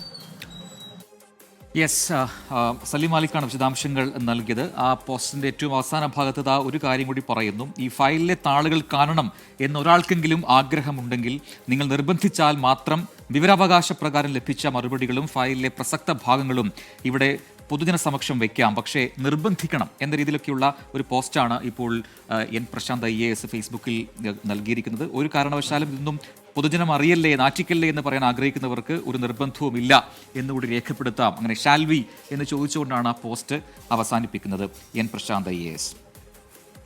പലരും നേരത്തെ ചോദിക്കുന്നത്, നാളെ ഈ മഴ മുന്നറിയിപ്പുകളുമായി ബന്ധപ്പെട്ട് എവിടെയെങ്കിലും അവധിയുണ്ടോ, കുട്ടനാട് അവധിയുണ്ടോ എന്നൊക്കെ ചോദിക്കുന്നുണ്ട്. അതുമായി ബന്ധപ്പെട്ട ഒരു പുതിയ അപ്ഡേഷൻ ഇപ്പോൾ വന്നിട്ടുണ്ട്. കുട്ടനാട് താലൂക്കിൽ വിദ്യാഭ്യാസ സ്ഥാപനങ്ങൾക്ക് നാളെയും അവധിയാണ് എന്നൊരു അറിയിപ്പ് ഇപ്പോൾ വരുന്നു. മഴയും വെള്ളക്കെട്ടും തുടരുന്ന പശ്ചാത്തലത്തിലാണ് ഈ തീരുമാനം. നേരത്തെ നിശ്ചയിച്ച പരീക്ഷകൾക്ക് മാറ്റമുണ്ടാകില്ല. പ്രൊഫഷണൽ കോളേജുകൾക്ക് അവധിയില്ല എന്നുകൂടി അറിയുക. കുട്ടനാട് താലൂക്കിലാണ് എല്ലാ വിദ്യാഭ്യാസ സ്ഥാപനങ്ങളും പ്രൊഫഷണൽ കോളേജ് ഒഴികെയുള്ള വിദ്യാഭ്യാസ സ്ഥാപനങ്ങൾക്ക് അവധി നാളെ പ്രഖ്യാപിച്ചിരിക്കുന്നത്. ഇനി പൊതുജനങ്ങൾ അറിഞ്ഞിരിക്കേണ്ട ഒരു വളരെ പ്രധാനപ്പെട്ട ഒരു വാർത്തയിലേക്കാണ് നമ്മൾ കടക്കുന്നത്. ആധാർ കാർഡുമായി ബന്ധപ്പെട്ട 2 പ്രധാന വിവരങ്ങൾ പുറത്തു വന്നിട്ടുണ്ട്. ട്രെയിൻ യാത്രയ്ക്ക് തൽക്കാൽ ടിക്കറ്റ് ബുക്ക് ചെയ്യാൻ ആധാർ കാർഡ് നിർബന്ധമാക്കുകയാണ് കേന്ദ്ര റെയിൽ മന്ത്രാലയം. അടുത്ത മാസം 1-ാം തീയതി മുതലാണ് ഇത് പ്രാബല്യത്തിൽ വരിക. അതോടൊപ്പം കുട്ടികളുടെ ആധാർ കാർഡ് അപേക്ഷ ജനനസമയത്ത് തന്നെ വേണം എന്ന നിർദ്ദേശവും സർക്കാർ പുതുതായി നൽകുന്നു. 24 എക്സ്പ്ലെയിനറിൽ ഈ കാര്യങ്ങൾ വിശദീകരിക്കുകയാണ് സ്മിത ഹരിദാസ്. യാത്രക്കാർ പ്രത്യേകം അറിഞ്ഞിരിക്കേണ്ട ഒരു പ്രധാനപ്പെട്ട കാര്യമാണത്. നമ്മൾ സാധാരണ റെയിൽവേ യാത്രയ്ക്ക്, ട്രെയിൻ യാത്രയ്ക്കായിട്ട് തത്കാൽ ബുക്ക് ചെയ്യുമല്ലോ. തത്കാൽ ടിക്കറ്റ് ബുക്ക് ചെയ്യാൻ അടുത്ത മാസം 1-ാം തീയതി മുതൽ ആധാർ കാർഡ് നിർബന്ധമാക്കിയിരിക്കുകയാണ് റെയിൽവേ മന്ത്രാലയം. നമ്മുടെ മൊബൈൽ ഫോണിൽ വരുന്ന OTP അഥവാ 1 ടൈം പാസ്വേഡ് നൽകി മാത്രമേ അടുത്ത മാസം മുതൽ IRCTC വെബ്സൈറ്റിലൂടെയോ ആപ്പിലൂടെയോ ഇനി മുതൽ തത്കാൽ ടിക്കറ്റ് നമുക്ക് ബുക്ക് ചെയ്യാൻ പറ്റുള്ളൂ. ബുക്കിംഗ് ഏജന്റുമാരുടെ തട്ടിപ്പ്, അത്തരം വാർത്തകൾ വ്യാപകമായി ഉയർന്നു വരുന്നു, പരാതികൾ ഉയർന്നു വരുന്നു. ഈ പശ്ചാത്തലത്തിലാണ് തീരുമാനം. തത്കാൽ ടിക്കറ്റ് സൗകര്യം സാധാരണ ഉപയോക്താക്കൾക്ക് കൂടി ലഭ്യമാകുന്നുണ്ട് എന്ന് ഉറപ്പുവരുത്തുകയാണ് റെയിൽവേ മന്ത്രാലയം ഇതുവഴി ലക്ഷ്യമിടുന്നത്. ബുക്കിംഗ് സമയത്ത് ഉപയോക്താക്കൾ നൽകുന്ന മൊബൈൽ നമ്പറിലേക്കാണ് ഈ OTP വരിക. കൗണ്ടർ അല്ലെങ്കിൽ അംഗീകൃത ഏജന്റുമാർ വഴി തത്കാൽ ടിക്കറ്റ് ബുക്ക് ചെയ്യുമ്പോഴും ആധാറുമായി ബന്ധിപ്പിച്ച ഈ മൊബൈൽ നമ്പറിലേക്കാണ് OTP വരിക. ജൂലൈ 15 മുതൽ ഈ സംവിധാനം പൂർണ്ണമായി നടപ്പിലാക്കാനാണ് തീരുമാനം. ഇനി ആധാർ കാർഡുമായി ബന്ധപ്പെട്ട മറ്റൊരു വിവരം കൂടി നിങ്ങൾ അറിഞ്ഞിരിക്കാനുണ്ട്. സ്കൂൾ പ്രവേശനം മുതൽ മത്സര പരീക്ഷകൾക്ക് വരെ നിലവിൽ ആധാർ ആവശ്യമാണ്. അതിനാൽ കുഞ്ഞുങ്ങൾ ജനിക്കുമ്പോൾ തന്നെ ആധാർ കാർഡ് എടുക്കേണ്ടതുണ്ട്. അങ്ങനെയാണ് ഇപ്പോൾ സർക്കാരിൻ്റെ നിർദ്ദേശം എത്തിയിട്ടുള്ളത്. പൊതുവിദ്യാലയങ്ങളിൽ കുട്ടികളുടെ വിവരങ്ങൾ സമന്വയ പോർട്ടലിൽ അപ്ലോഡ് ചെയ്യാനും ആധാർ നിർബന്ധമാണ്. കുട്ടികൾക്ക് ആധാർ കാർഡിന് അപേക്ഷിക്കുന്നത് എങ്ങനെ എന്നുള്ളൊരു സംശയം ഉണ്ടാവുമല്ലോ, അതുകൂടി ഒന്ന് നോക്കാം. ജനന സർട്ടിഫിക്കറ്റ് ലഭിച്ചാൽ അക്ഷയ കേന്ദ്രങ്ങളിലൂടെ നമുക്ക് ആധാറിനായി അപേക്ഷിക്കാം. മാതാപിതാക്കളുടെ ബയോമെട്രിക് വിവരങ്ങൾ ഉൾപ്പെടുത്തിയാകും കുട്ടികൾക്ക് ആധാർ കാർഡ് അനുവദിക്കുക. പിന്നെ 5 വയസ്സാകുന്നതോടെ കുട്ടിയുടെ ബയോമെട്രിക് വിവരങ്ങൾ തന്നെ ആധാറിൽ ഉൾപ്പെടുത്തണം. 15-ാം വയസ്സിൽ കുട്ടിയുടെ ബയോമെട്രിക് വിവരങ്ങൾ പുതുക്കുകയും വേണം. 17 വയസ്സുവരെ സൗജന്യമായി തന്നെ ഈ സേവനങ്ങൾ ഉപയോഗിക്കാം. ഓർക്കുക, കുട്ടികളുടെ ബയോമെട്രിക് വിവരങ്ങൾ ഉൾപ്പെടുത്തി പുതുക്കാത്ത ആധാർ കാർഡുകൾ അസാധുവാകും. ആധാറുമായി ബന്ധപ്പെട്ട 2 അപ്ഡേറ്റുകളാണ് ഇപ്പോൾ പ്രേക്ഷകർ കണ്ടത്. മറ്റൊരു വാർത്തയിലേക്ക് കടക്കുന്നു. പാലക്കാട് മണ്ണാർക്കാട് ഭർതൃപിതാവിനെ വെട്ടിപ്പരിക്കേൽപ്പിച്ച കേസിൽ മരുമകൾ അറസ്റ്റിലായി. കാപ്പുപറമ്പ് സ്വദേശി ഷബ്നയെയാണ് മണ്ണാർക്കാട് പോലീസ് അറസ്റ്റ് ചെയ്തത്. ജൂൺ 18-നാണ് കേസിനാസ്പദമായ സംഭവം നടന്നത്. ഓലെടുത്തങ്ങാണ്ട് ഇതാക്കി ആകപ്പാടെ അങ്ങോട്ടും ഇങ്ങോട്ടും ആക്കി ഒരു കടയൊക്കെ ഇട്ട് അതൊക്കെ സൈക്കിൾ കടയൊക്കെ ഇട്ട് അതൊക്കെ പൊളിഞ്ഞിരിക്കുന്നു. എന്നിട്ട് ഓല് പിന്നെ ഞാൻ ഈ 2 കുട്ടികളായിട്ട് ഞങ്ങൾ ഇവിടെ നിൽക്കുകയാണ് ഉപ്പാന്ന് പറഞ്ഞ് ചെന്നപ്പോഴാണ് ഓല് ഇന്നെയാണ് അടിച്ചത്. എന്നിട്ട് ഓലെ തലമ്മ മുറിയാക്കിയിട്ട് ഇവിടെ മുറിയാക്കിയിട്ടാണ് ഓല് ഞാൻ വെട്ടിക്കുകയെന്ന് പറഞ്ഞ് ഓലിന്നെ ഇവിടെ തൊട്ട് കുത്തും ഇടും. പിന്നെ ഇവിടെ ഈ ഭാഗത്തേക്ക് ഇട്ട് തല്ലുകയും ചെയ്യും. കൂടുതൽ വിവരങ്ങളുമായി ശ്രീ ശിവകുമാരൻ പാലക്കാട് ചേരുകയാണ്. ശ്രീ, ഇപ്പോൾ നമ്മൾ കേട്ട ഈ പ്രതികരണം, അത് ഈ പരിക്കേറ്റയാളുടെ മകളാണോ? എന്താണ് ഈ സംഭവം? ഇതിൽ ഈ ഷബ്ന എന്ന് പറയുന്ന സ്ത്രീ അവരെന്തിനാണ് ഇങ്ങനെ ആക്രമിച്ചത്? അത് മുഹമ്മദ് അലി എന്ന ആൾക്കാണ് ഇത്തരത്തിൽ കഴിഞ്ഞ ജൂൺ 18-ന് വെട്ടേൽക്കുന്നത്. നമ്മൾ ഈ വാർത്ത നൽകിയിരുന്നു. സ്വത്ത് തർക്കവുമായി ബന്ധപ്പെട്ടാണ് ഈ വീട്ടിലേക്ക് മരുമകൾ എത്തുന്നതെന്നാണ് മനസ്സിലാക്കുന്നത്. അങ്ങനെ വീട്ടിൽ നിൽക്കുന്നു, അതിനുശേഷം തർക്കമുണ്ടാകുന്നു. ഈ മകളുമായി ആദ്യഘട്ടത്തിൽ തർക്കമുണ്ടാകുന്നു. അങ്ങനെയാണ് പിതാവിനെ വെട്ടുന്ന ഒരു അവസ്ഥയിലേക്ക് പോകുന്നത്. ഭർതൃപിതാവ് മുഹമ്മദ് അലിക്ക് കൈക്കും അതുപോലെ തന്നെ മുതുകിന്റെ പരിസരത്തുമൊക്കെ വെട്ടേറ്റിട്ടുണ്ട്. എന്തായാലും ഇവരുടെ തലയ്ക്കും ഈ സംഘർഷത്തിനിടയിൽ പരിക്കേറ്റിരുന്നു എന്നാണ് മനസ്സിലാക്കുന്നത്. അങ്ങനെ ജൂൺ 18 മുതൽ ഇവരും ഈ ഷബ്നയും ആശുപത്രിയിൽ അഡ്മിറ്റ് ആയിരുന്നു. എന്തായാലും പോലീസ് വിശദമായ മൊഴി ഒക്കെ രേഖപ്പെടുത്തിയ ശേഷം FIR രജിസ്റ്റർ ചെയ്തിരുന്നു. ശേഷമാണ് ഇന്ന് ഉച്ചയോടുകൂടി മണ്ണാർക്കാട് പോലീസ് അറസ്റ്റ് നടപടിക്രമങ്ങളിലേക്ക് കടന്നിരിക്കുന്നത്. ഇവരെ ഉടൻ തന്നെ കോടതിയിൽ ഹാജരാക്കുമെന്നാണ് അറിയിച്ചിട്ടുള്ളത്. സജിൽ. ശരി, ശ്രീ ശ്രീകുമാറിനാണ് വിശദാംശങ്ങൾ നൽകിയത് പാലക്കാട് നിന്ന്. Welcome back. പൊതുജനം കഴുതിലെ സാർ എന്ന പരിപാടി അവസാന ഘട്ടത്തിലേക്ക് കടക്കുകയാണ്. ഇപ്പോൾ മുംബൈയിൽ നിന്ന് വരുന്നൊരു സങ്കട വാർത്തയിലേക്കാണ്. മുംബൈയിൽ വാഹനാപകടത്തിൽ മലയാളി ദമ്പതികൾ മരിച്ചു. ചെങ്ങന്നൂർ സ്വദേശികളായ വിനോദ് പിള്ള, ഭാര്യ സുഷമ എന്നിവരാണ് മരിച്ചത്. ഇരുവരും സഞ്ചരിച്ച സ്കൂട്ടറിൽ കാർ ഇടിക്കുകയായിരുന്നു. നേരലിലാണ് അപകടമുണ്ടായത്. ശ്രീനാഥ് ചന്ദ്രൻ മുംബൈയിൽ നിന്ന് ചേരുന്നു കൂടുതൽ വിവരങ്ങളുമായി. ശ്രീനാഥ്, ഈ നേരൽ എന്ന സ്ഥലം അത് മുംബൈയിൽ എവിടെയാണ്, ഏത് ഭാഗത്താണ്, എങ്ങനെയാണ് ഈ അപകടം ഉണ്ടായതെന്ന് വ്യക്തമായിട്ടുണ്ടോ? താനെ, റായ്ഗഡ് ജില്ലകളുടെ അതിർത്തി പ്രദേശമാണ് ഈ നേരൽ എന്നത്. അവിടെ ഇന്ന് പകലാണ് ഈ തരത്തിലൊരു അപകടം ഉണ്ടാവുന്നത്. ഈ വിനോദ് പിള്ളയും സുഷമയും സ്കൂട്ടറിൽ സഞ്ചരിക്കുന്നു. എതിർവശത്ത് വരികയായിരുന്ന കാർ മറ്റൊരു വാഹനത്തെ മറികടന്ന് ഈ സ്കൂട്ടറിൽ വന്ന് ഇടിക്കുകയായിരുന്നു. വലിയ വീതിയുള്ള ഒരു റോഡല്ല ഇത്. അവിടെയാണ് ഈ തരത്തിൽ അപകടം ഉണ്ടാകുന്നത്. പിന്നീട് ഇരുവരും തെറിച്ചു വീണു. അവിടെ ഓടിക്കൂടിയ ആളുകൾ പെട്ടെന്ന് തന്നെ ഒരു സ്വകാര്യ ആശുപത്രിയിലേക്കാണ് ആദ്യം എത്തിക്കുന്നത്. പക്ഷേ ആശുപത്രിയിൽ എത്തും മുൻപ് തന്നെ വിനോദ് പിള്ള അന്തരിച്ചിരുന്നു. അവരുടെ ഭാര്യ ഗുരുതരാവസ്ഥയിലായിരുന്നു. ആശുപത്രിയിൽ വെച്ചാണ് സുഷമയുടെ മരണവും ഇപ്പോൾ സ്ഥിരീകരിച്ചിട്ടുള്ളത്. ഇപ്പോൾ ഇരുവരുടെയും മൃതദേഹങ്ങൾ ഇപ്പോൾ സിവിൽ ആശുപത്രിയിലേക്ക് മാറ്റിയിട്ടുണ്ട്. നേരെയുള്ള സർക്കാർ ആശുപത്രിയിൽ മാറ്റിയിട്ടുണ്ട്. അവിടെയാണ് പോസ്റ്റ്മോർട്ടം അടക്കമുള്ള നടപടികൾ. ശരി, ശ്രീനാഥ് ചന്ദ്രനാണ് മുംബൈയിൽ നിന്ന് വിശദാംശങ്ങൾ നൽകിയത്. മറ്റൊരു റിപ്പോർട്ടിലേക്കാണ്. മലയാളികളുടെ പ്രിയപ്പെട്ട റിയാലിറ്റി ഷോയായ ഫ്ലവേഴ്സ് ടോപ്പ് സിംഗർ 6ാം സീസണിന്റെ ഓഡിഷൻ ആരംഭിച്ചു. കാസർഗോഡ് രാജാസ് റെസിഡൻസിയിൽ നടന്ന ആദ്യ ഓഡിഷനിൽ 100 കണക്കിന് കുരുന്നുകൾ പങ്കെടുത്തു. നാളെയും മറ്റന്നാളും കണ്ണൂർ ജില്ലയിലാണ് ഓഡിഷൻ നടക്കുക. ടെലിവിഷൻ റിയാലിറ്റി ഷോകളിലെ ടോപ്പ് സ്റ്റാറായി മാറിയ ഫ്ലവേഴ്സ് ടോപ്പ് സിംഗർ 6ാം സീസണിന്റെ ഓഡിഷൻ വേദികളിൽ അഭൂതപൂർവമായ തിരക്ക്. കാസർഗോഡ് ജില്ലയിൽ കാഞ്ഞങ്ങാട് രാജാസ് റെസിഡൻസിയിൽ ഇന്ന് രാവിലെ മുതൽ ആരംഭിച്ച ഓഡിഷനിലെത്തിയത് 100 കണക്കിന് കുരുന്നുകൾ. ആദ്യമായിട്ടാണ് ഓഡിഷൻ വരുന്നത്? അല്ല, ഒരുപാട് വർഷം വന്നിട്ടുണ്ടായിരുന്നു. 6 പാട്ടുകൾ വീതം പിടിച്ചിട്ടുണ്ട്. ഫ്ലവേഴ്സ് ടോപ്പ് സിംഗറേ ഇഷ്ടപ്പെട്ടിട്ട് വന്നതാണോ? ഇഷ്ടപ്പെട്ടിട്ടാണ് വന്നത്. താനേ പോവിട്ട മോഹം മോഹം വിതുമ്പും നേരം പാടുന്നു. നാളെയും മറ്റന്നാളും കണ്ണൂർ റോയൽ ഒമാർ ഹോട്ടലിൽ വെച്ച് ഓഡിഷൻ നടക്കും. സീമന്തരേഖയിൽ ചന്ദനം ചാർത്തിയ ഹേമന്തനീല നിശേദിനി. പാട്ട് ഇഷ്ടമുള്ള പാടാൻ ഇഷ്ടമുള്ള കുട്ടികൾക്ക് വന്ന് ഓഡിഷനിൽ പങ്കെടുക്കാം. അവരുടെ പാട്ടിൻ്റെ സ്കിൽ അവർക്ക് ഇവിടെ ഇതാക്കാം. അത് ഓക്കെ ആണെന്നുണ്ടെങ്കിൽ അവർക്ക് കിട്ടാൻ പോകുന്ന ഏറ്റവും നല്ല പ്ലാറ്റ്ഫോം ആയിരിക്കും ടോപ്പ് സിംഗർ സീസൺ 6 എന്ന് പറയുന്നത്. ഓൺലൈനിൽ രജിസ്റ്റർ ചെയ്തവർക്ക് പുറമെ സ്പോട്ട് രജിസ്ട്രേഷനുള്ള സൗകര്യവും ഒരുക്കിയിരുന്നു. ക്ലാസിക്കൽ, മെലഡി തുടങ്ങി സംഗീതത്തിന്റെ വിവിധ ഭാവങ്ങളിൽ കുരുന്നുകൾ തകർത്തുപാടി.